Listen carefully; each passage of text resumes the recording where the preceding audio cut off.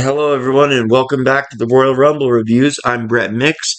If you happen to like these reviews or any other reviews I do, please hit that like and subscribe button, or just the subscribe button. It only takes a second. It would mean the world to me. It would help me get my channel off the floor. I do all tons of reviews. I'm going to even review live shows from today. So if that's up your alley, then please hit the button. Without further ado, let's get right to the Royal Rumble. This Royal Rumble 2011 took place in Boston in January 2011. It's the shortest Royal Rumble in history when it comes to matches. There's only 4 matches on the entire event, and the first one's a world title match. We open up with Edge defending the world title against Dolph Ziggler, who had Vicky Guerrero in his corner.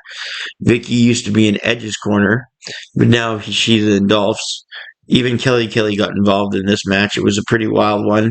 20 minutes and 38 seconds it went, which is long for an opener, but since it's a world title match, not really. The pacing was a little bit slow, but it told a good story because the stipulation in this match was that Edge couldn't hit a spear on Dolph, so the crowd would chant for one, and Dolph would sort of mock Edge, but Edge couldn't do it or else he would be disqualified and lose the title. So Ziggler opened up the Rumble in 2010, but he's opening up the Rumble pay-per-view in 2011, and Edge would go on to retire this year in 2011, but he's opening the match defending the world title, and Edge won the Rumble the year before, but he's opening up this match with the world title. Hope that all made sense. I said that a little quick. If you rewind it, you'll see it made sense. I hope. Anyways, Dolph Ziggler worked on Edge's neck, or no, not Dolph Ziggler. Edge worked on Dolph's neck the entire match. Sorry about that. And he used a different strategy because usually Edge tried to slow the mobility down of his opponents full body wise before he hit the spear and a DDT. But in this match, he worked on Dolph Ziggler's neck the entire time. He's probably setting up for his signature move, the DDT, because he can't hit his finisher, the spear. So it made sense to work on the neck. I like the psychology there, and I like the storytelling. There was a lot of not slow sequences, but a lot of times in this match, whenever Ziggler got any momentum, he put Edge into a rest hold. I believe he did it about 8 times during this match, and Edge would get out each time and then come back with a few offensive moves, which would slow Ziggler down. But even Ziggler got a "Let's Go Ziggler" chant going. This was in Boston. It's one of those smart cities, so I'm guessing that's why. There was a spot where Vicky and Kelly got at it, and the ref got knocked down, and the fans were chanting for a spear. Edge pulled his hair, knowing he couldn't, but he still hit Dolph anyway with one. And in the end, Edge defeated Dolph at 20:48 to retain the title. I give this match 3.5 stars. Plenty of time to tell the story. It started off a little slow, but it did the job. And if the match tells a story and it's a little slow, as long as it tells a story and a good one and an original one, like you can't hit the spear, I like that. So 3.5 stars. The Miz had Alex Riley in his corner as he defended the WWE title against Randy Orton. So The Miz was a new experiment at the time with a big push. Would he main event WrestleMania? That was the question here, going into WrestleMania 27 with The Rock hosting. We didn't know The Rock would be hosting as of this time right here, but that's the question that people had on their minds if The Miz was going to main event WrestleMania. Not many gave him the chance going into this match. A lot of people thought Orton was the shoe-in winner here. But after interference from the new Nexus, CM Punk, he had to go to sleep on Orton, and The Miz took advantage and pinned Orton in 1952. So 2 world title matches, 2 20-minute matches, and 2 matches with slow moments, but the action picked up in both of them, and both champions retain their titles as The Miz walks out champion and defies the odds yet again. This was a surprise, and I give this match 2.5 stars, 1 star less than the opener. It was a bit slower than the opener, but it again, it kept you engaged in the climax. So that's a good rate. It's a pretty good rating for that match. Up next, it's the third of the four matches on the night. It's the women's match for the women's title, a fatal four-way women's match. Natalya defending the world title against Eve, Michelle McCool, and Layla. Natalya came in as the defending women's champion, as I just mentioned. Two of the ladies were a part of Lay Cool in this match, so there'd be some double team moves. Eve didn't get the best crowd reactions, but for some reason she hit the top moonsault and won to no reaction at 3:15 or 5:13, I should say. A little dyslexic there. 3:50, 5:13, which was about 4 minutes too long for this match. Eve became the new women's champion, taking the title off Natalya. The fans didn't care about this division. It's kind of amazing to see where the women's division came in 2016 compared to 2011. Those 5 years, the transition was monstrous. So we'll see that as we keep going on the Royal Rumbles. Eventually, the women will get their own Royal Rumble. So that's that. And speaking of the Royal Rumble, that's the next match. Nice segue there. The 40-man Royal Rumble. The first ever 40-man Royal Rumble. We start off with CM Punk and Daniel Bryan. Both these guys were about to erupt into mega stars. CM Punk that summer of 2011 with his pipe bomb, and Daniel Bryan just a couple years later with his Yes movement. But both were still internet favorites at the time. They began the match, and the fans were still vocal. They would still chant both guys' names. So it's not just the internet, but their stars would shine a lot brighter than they were at the time of this match. Gabriel came out third, Zack Ryder fourth, William Regal fifth. Stryker calls from commentary. Matt Stryker calls Regal the best wrestler to never win the world title. It's a hot take. I can think of Roddy Piper, Mr. Perfect, Jake the Snake Roberts, Ted DiBiase, the $1 Million Man, Owen Hart as guys who also didn't win it, Vader. But yeah, Regal's up there. Ted DiBiase, John Morrison, Yoshitatsu were the next four entrants. Then at 9, Husky Harris came out. He's the youngest member of the Rumble at 23 years old. Sad, just Bray Wyatt just died 3 weeks ago. And that's Bray Wyatt in a different character, Husky Harris.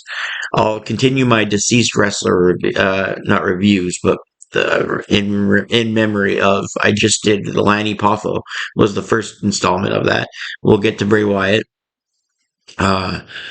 Sad to see that he's the youngest member of this Rumble, and sad to see that he died at a young age of 36, because that's how old I am right now. Yeah, so when Husky Harris came out, it was bittersweet. It was nice to see him, but so Chavo Guerrero was after him, then Mark Henry, then JTG, then Michael McGillicuddy, then Chris Masters, then David Otunga, then Tyler Rex, then Vladimir Kozlov, then R-Truth, then Great Khali, then Mason Ryan. So those are the first 20 entrants, and you could tell the last 10 of those 20 were mid-carders.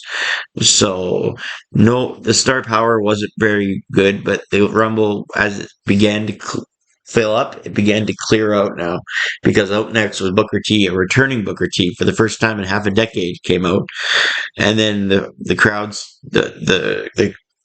in the Rumble, the crowding started to clear out as John Cena came out next after him, and John Cena would eliminate a few guys. Then all of a sudden Hornswoggle came out, and now we're getting comedy in the match. Tyson Kidd, Heath Slater, and Kofi Kingston were after that. Now we're at the entrant number 27, and that's Jack Swagger. So Swagger came out, and this is the spot where number 27, where a lot of other members of the Royal Rumble history have won. John Studd won in 89, Bret Hart won in 94 from this spot, Yokozuna won in 93, Austin won in 2001 from this number 27 spot that Jack Swagger entered at.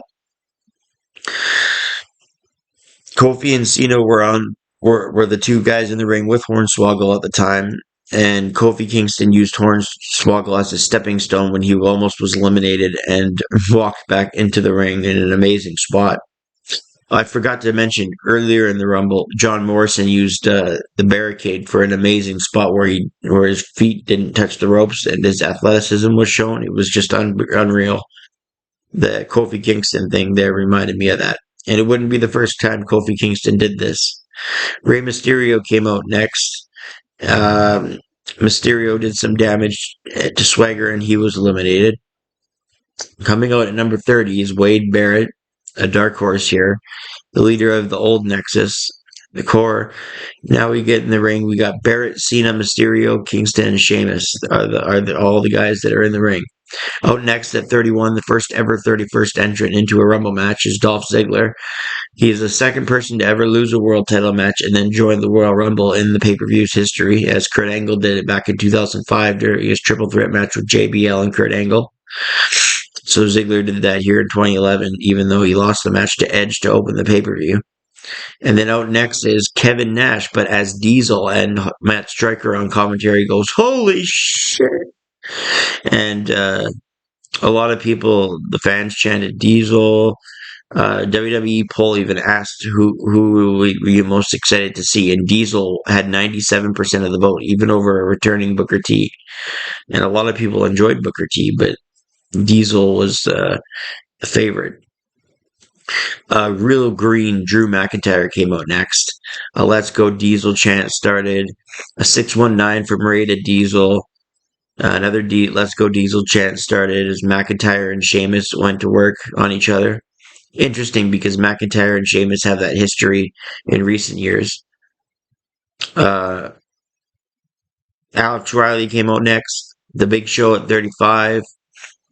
Matt Striker says Zdeno Chara plays in this building as the Boston Bruins in the NHL. He's 6'9", and Big Show is even taller than him by half an inch. Ezekiel Jackson came out. Santino Marella came out 37. Alberto Del Rio came out 38. He came out in his car.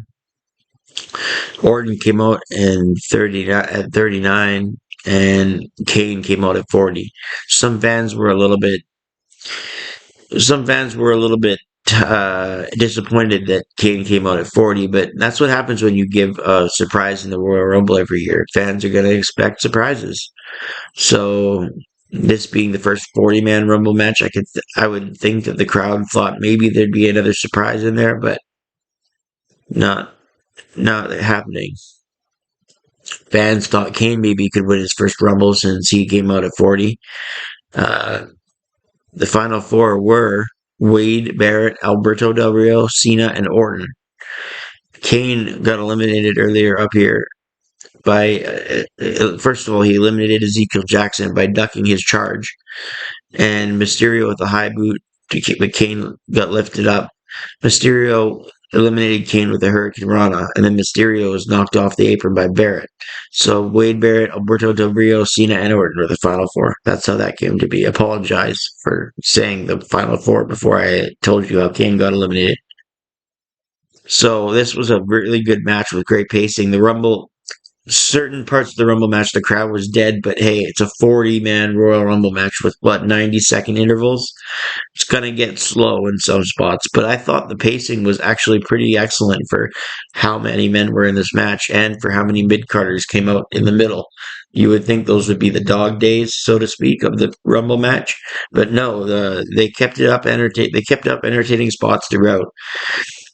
This Rumble match was fantastic. Alberto Del Rio ended up eliminating superstar after superstar, and then Orton last to win the Rumble, but then Santino Marella still came in from the below, and he got his Cobra going, whatever he does with his hand, and Del Rio ducked his charge. Santino got thrown out. Del Rio won officially this time, so his Estrada, or whatever, the ring announcer, got to do his name twice. And at 109.14, Del Rio won the 2011 Royal Rumble by last eliminating Santino Marella, and won the first ever 40-man Rumble, and would go to WrestleMania. Not to main event, but just still in a world title match at WrestleMania. Final rating for the Royal Rumble pay-per-view, well, I gave the Royal Rumble match 4 stars. So the final rating for this pay-per-view is a 7.5 out of 10. only because of the quality. There's only 4 matches to judge. 2 were world title matches that were good, and the Royal Rumble match was excellent. So 7.5 out of 10 is only fair. Because I'm judging it by 4 matches, had this pay-per-view had another few matches and they were just okay, the rating would have been gone back to like a 6 or a 6.5. But since we're only judging 4 matches and 3 of them were good, one of those was excellent, that means that the rating's going to be good. So a 7.5 out of 10 for the first ever 40-man Royal Rumble. If you like these reviews, please hit subscribe or like. I'd appreciate it. Get my channel off the ground. And comment in the comment section what you guys think of these pay-per-views. I would love to see your opinions, and I would love to see somebody get the comments going on this channel. That'd be great. We'll see you at the next Rumble review. I'm Brett Mix. Out.